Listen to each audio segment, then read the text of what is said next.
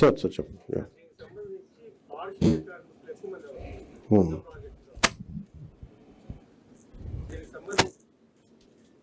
చెప్పండి సార్, వినిపిస్తుంది. చెప్పండి. దీనికి సంబంధించి పారిశుద్ధ కార్మికులు ఎక్కువ మంది అవసరం అవుతుంది.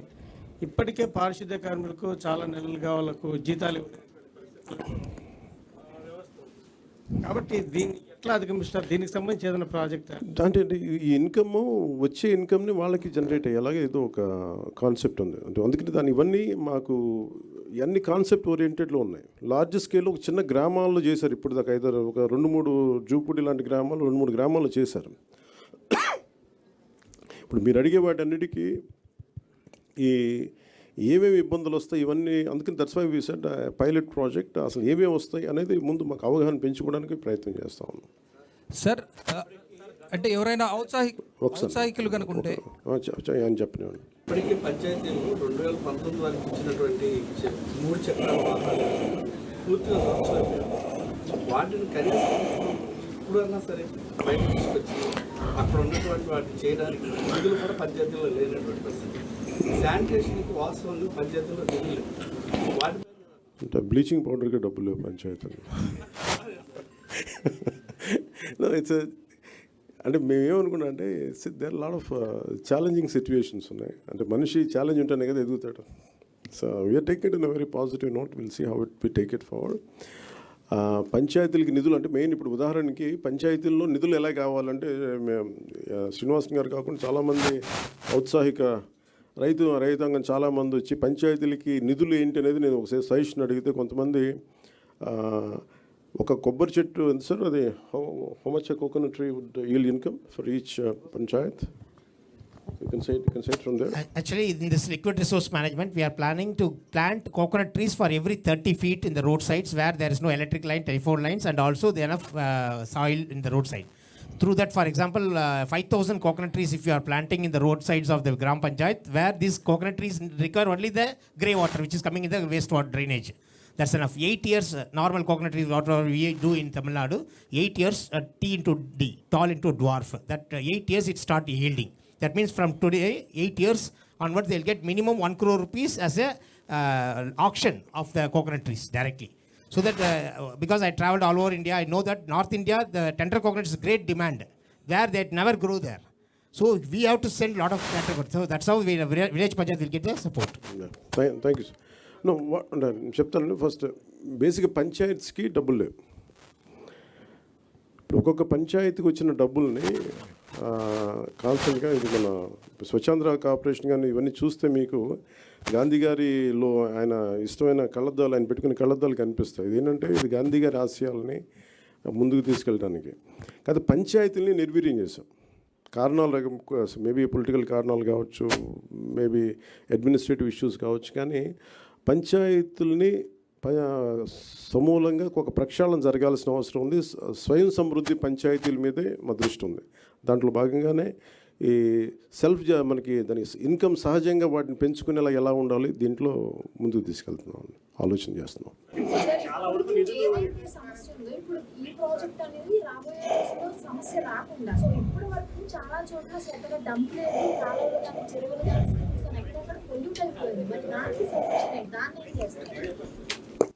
ఇది ఇప్పుడు అల్లావుద్దీన్ అద్భుత దీపంలాగా పెద్దానికి వెంటనే పరిష్కారాలు ఉండవు. బట్ ఫస్ట్ మీరు తెలియజేసుకుంటుంది ఏంటంటే we are very committed to be really Swachh Andhra. అంటే నిజంగా దానికి ఎంతో కొంత ఇప్పుడు నేను అడుగుతుంది కూడా ఏంటంటే ముందు డంపింగ్ యార్డ్, ఇందాక మీరు భీమవరం డంపింగ్ యార్డ్ చూశారు. మీరు అడిగే ప్రశ్నకి ఏంటంటే డంపింగ్ యార్డ్ అసలు ముందు సమస్య ఏంటి, ఇవన్నీ అయిపోయేలోపు అది కదా. అందుకే దీన్ని ఒక కష్ట నష్టాలు అర్థం చేసుకోవడానికి ముందు మేము పిఠాపురమో లేదా కొంత భీమవరం డంపింగ్ యార్డ్ తీసుకున్నాం. భీమవరం డంపింగ్ యార్డ్కి ఏంటంటే ఈయన కొంచెం ఎలాబరేట్గా మీ తర్వాత ఇప్పుడు ఎవరు ఇంట్రెస్టెడ్ మీరు ఎవరిని అడిగినా ఆయన చాలా డీటెయిల్గా చెప్తారు. ఉదాహరణకి ఆయన ఛత్తీస్గఢ్లో ఐ థింక్ యూ హ్యాడ్ నేను ఛత్తీస్గఢ్ సార్ అంబికా హర్యానా ఛత్తీస్గఢ్ అంబికాపూర్లో ఆయన ప్రత్యేకించి ఒక ప్రాజెక్ట్ చేశారు. ఇలాగ మనకి ఒక డంపింగ్ యార్డ్ ఉంది, ఒక 20 acres dumping yard, and he made it very beautiful. So దానికి మోర్ దెన్ డబ్బు కంటే కూడా చాలా కమిటెడ్ ఉండే లీడర్షిప్ ఉండాలి దానికి అంతా. సో అది అట్లాంటి ఫస్ట్ ప్రయారిటీ చేసుకుంటాం. ఇవన్నీ ఒకటి అర్బన్ కింద వస్తుంది, కొంత పంచాయతీ నా కిందంతా నేను మాట్లాడగలిగేది పంచాయతీ రాజ్ కింద వస్తే, భీమవరం నా కింద రాదు. బట్ స్టిల్ నేను అర్బన్ డెవలప్ మినిస్టర్ మన నారాయణ గారితో కూర్చోబెట్టి మున్సిపాలిటీ సంబంధించి మేము కూర్చొని దాని మీద ఒక ప్రతిపాదన తీసుకురావాలి.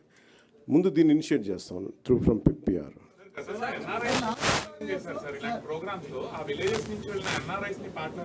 ఎన్ఆర్ఐస్ కదా.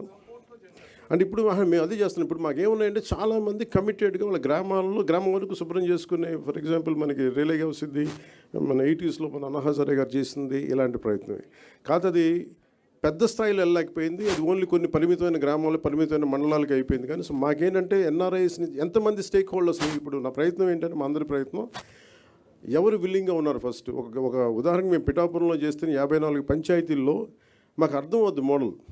ఈ మోడల్ ఏ మోడల్ అంటే ఎంతమంది ఒకసారి ఎన్ఆర్ఎస్ని స్టేక్ హోల్డర్స్ తీసుకోవచ్చు. కొంతమంది సెల్ఫ్ మోటివేటెడ్ గ్రూపే ఉంటారు.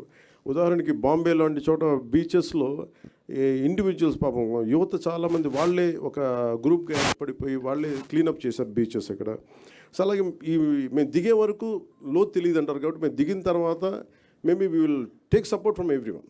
అంటే ఏమేమి వస్తాయో మేము కూడా వెళ్ళి చూస్తాం. అందుకని దీన్ని ఈ పైలట్ ప్రాజెక్ట్ అని చెప్తాం. ఎందుకంటే వన్స్ మేము కమిటెడ్గా ఒక సంవత్సరం 2 సంవత్సరాలు దీన్ని సక్సెస్ఫుల్గా చేయగలిగి ఇప్పుడు మేము ఇక్కడ ఉన్న ఇన్ని వేల కోట్లు, దాదాపు 2643 కోట్ల రూపాయల ఇంత ఉంది. ఇవన్నీ ఎక్కడో చోట ఒక చిన్న ఒక మైన్యూట్ ఒక మైక్రో లెవెల్లో ఒక నియోజకవర్గంలో సక్సెస్ సాధించగలిగి then we can scale it up. That's what.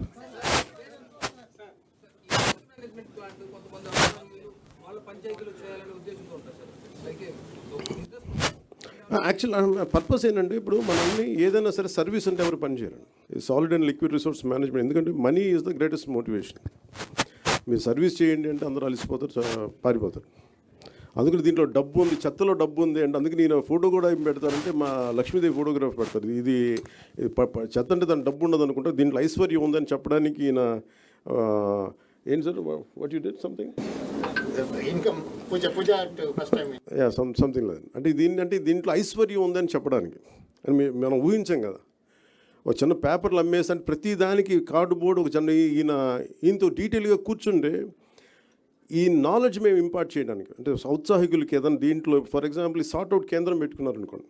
ఉదాహరణకి మేము అనుకుంటుంది ఏంటంటే చాలామంది ఉపాధి లేని యువత ఈ సెగ్రిగేషన్ సెంటర్ పెట్టి వాళ్ళకి కనుక మనం ఇచ్చి ఇది వస్తే ఇది సో ఇండస్ట్రీకి మీది ఇంతకు వెళ్ళిపోద్ది, ఒక ఇన్ని టన్నులు చెత్త వచ్చింది, ఇన్ని టన్నులు పేపర్ వచ్చింది, ఈ ఇండస్ట్రీకి అది పంపిస్తే ఇంత మనీ వస్తుంది. ఇలా చూస్తే maybe we want to encourage that part. అది ఎలా చేయాలి ఏంటి అనేది మేము వెళ్ళి దిగే కొద్దీ మాకు ఎవరెవరు వస్తారు ఏమేం చేస్తారు ఆ మోడల్ మేము చాలా ఇంటెన్స్గా చేద్దాం పిఠాపురంలో.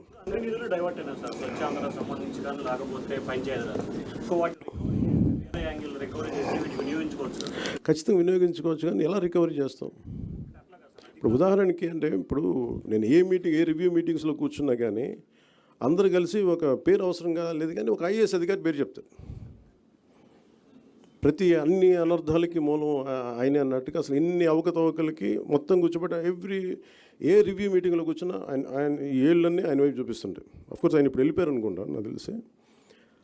అంటే ఇట్లా ఉంటుంది. ఇప్పుడు వీళ్ళందరినీ ఎలా బాధ్యుల్ని చేయాలి అంటే ఇట్స్ వెరీ ఈజీ. అంటే అడ్మినిస్ట్రేషన్లో కూర్చున్నప్పుడు రూల్ బుక్ని దాటి అధికారులు ప్రయత్నాలు చేశారు. నేను మా రివ్యూస్లో మాట్లాడుతాను. కానీ the previous government over ruled and they went away. ఎవరికి అకౌంటబిలిటీ ఫిక్స్ చేయాలి అనేది ఇట్స్ $1 million క్వశ్చన్. అది కేసులు పెట్టచ్చు నాకు తెలియదు. కానీ ఇప్పుడు నిన్న ఒక రివ్యూ చేశాను. రివ్యూ చేస్తే Asian infrastructure industrial development bank వాళ్ళు దాదాపు ఒక రఫ్లీ ఒక 4,000 to 5,000 kilometers అనుకోండి.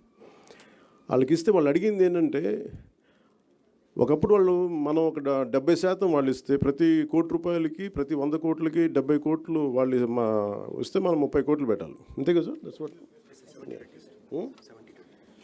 70-30 రేషియోలో. సో దాంట్లో ఇదేంటి 250 మంది జనాభా ఉన్న హ్యామ్లెట్స్ కావచ్చు, కుగ్రామాలు కావచ్చు, వాటికి రోడ్డు. సో వాటికి రోడ్లు వేయడానికి దాదాపు Asian infrastructure industrial development bank ప్రయత్నం చేస్తే దాదాపు 400 million ఇచ్చారు వాళ్ళు. ఇస్తే కానీ మనం ఏం చేసాం, వాళ్ళు ఇచ్చిన తర్వాత అది రోజు ఏమైపోయింది గత ప్రభుత్వం డబ్బులు పే చేయగలకి ప్రాజెక్టు నిర్మాణం చేయలేదు. నేను అడిగాను ఏంటంటే అధికారులని, బ్యాంక్ అధికారులు, ఎందుకు అంటే లాస్ట్ గవర్నమెంట్ వాళ్ళు కనీసం వాళ్ళ వాటా వాళ్ళు ఇవ్వలేదు. వాళ్ళు 70 కోట్లు వాళ్ళ వంతు రిలీజ్ చేశారు, కానీ రాష్ట్ర ప్రభుత్వం ఇవ్వాల్సిన వంతుని వాళ్ళు రిలీజ్ చేయకపోవడం వల్ల వాళ్ళు ఏం చేశారు, అలా ఉంచేశారు దాన్ని. కొద్ది రోజుల తర్వాత నేను రోడ్లు వేయాల. అలా చూస్తే ఒక 40-40 మిలియన్ డాలర్స్ అలాగే బ్యాంకుల్లో పెట్టుకొని కూర్చున్నారు. అది ఎటు డైవర్ట్ చేశారు ఏంటి అని పక్కన పెట్టి రోడ్లు వేయలేదు. అందువల్ల ఏంటంటే వాళ్ళకి నమ్మకం పోయి గత ప్రభుత్వం మీద వాళ్ళు ఏం చెప్పారంటే మేము డబ్బులు ఇవ్వం, మేము రీఇంబర్స్మెంట్ విధానం పెడతామని చెప్పేసి మినిస్ట్రీ ఆఫ్ ఫైనాన్స్ పెట్టింది. వాళ్ళు ఏం చేశారు, మొన్నదాకా మన వాటా ఇవ్వాలి, 70 కోట్లు పెడితే మనం 30 కోట్లు పెట్టి ప్లస్ జిఎస్టీ మనం కడితే 18% దాన్ని ముందుకు తీసుకెళ్ళాలి. ఈ నెగోసియేషన్లో కానీ ఎక్కడ కూడా జిఎస్టీ మాకు భారం అయిపోతుంది కేంద్ర ప్రభుత్వంతో మాట్లాడలేదు. ఇట్లాగా ఏదైతే ఇంటెండెడ్ పర్పసెస్కి గొప్ప నోబుల్గా స్టార్ట్ చేశారో వీళ్ళు రకరకాల విధానాల ద్వారా ఫండ్స్ని ఎటు డైవర్ట్ అయిపోయింది. ఇది ఇండస్ట్రియల్ వాళ్ళు ఏషియన్ మన ఏఐబి కూడా చెప్తా ఉన్నారు మా డబ్బులు రాలేదు. Then I said we have taken responsibility. వాళ్ళకి ఏం చెప్పానంటే మేము మాట్లాడతాం, మాకు కొద్ది సమయం వాళ్ళు అడిగింది ఏంటంటే రీఎంబర్స్మెంట్ పెట్టారు, అంటే ముందు మీరు ఖర్చు పెట్టేయండి మేము తర్వాత ఇస్తామని. అసలే డబ్బులు లేవు. నేను మాట్లాడితే వాళ్ళు అడిగింది ఏంటంటే కనీసం ఈ ప్రాజెక్ట్ అయిపోద్ది అంటే 2019లో వాళ్ళు 18 కంటే 2019 నుంచి ఆచరణలోకి వచ్చింది. బై 20 వాళ్ళు 2 years అంత మొత్తం అవ్వాల్సిన ప్రాజెక్టు, కానీ అవ్వాల. ఇప్పుడు మళ్ళీ కరోనా వల్ల ఇంకోటి పక్కన పెట్టి తర్వాత కూడా డబ్బులు వచ్చినా కానీ వాళ్ళు చేయకపోతే ఇప్పుడు అడిగింది ఏంటంటే ఈ డిసెంబర్ దాకా పొడిగించారు.